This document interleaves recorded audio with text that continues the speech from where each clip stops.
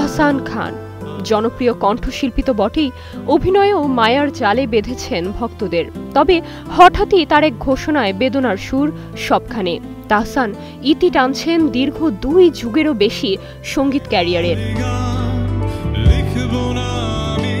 অস্ট্রেলিয়ার মেলবোর্নে এক কনসার্টে জনপ্রিয় এই শিল্পী জানান, ধীরে ধীরে নিজেকে গুটিয়ে নিচ্ছেন, দেখা যাবে না আর কোনো কনসার্টে। সুরের মূর্ছনায় আর মাতাবেন না দর্শকদের। আমাকে খুঁজতে তুমি। এর আগে ক্যারিয়ারের 25 বছর পূর্তিতে গত 6 সেপ্টেম্বর অ্যাডিলেড থেকে শুরু তাহসান অ্যান্ড দ্য ব্যান্ডের অস্ট্রেলিয়া সফর শেষ হবে 27 সেপ্টেম্বর।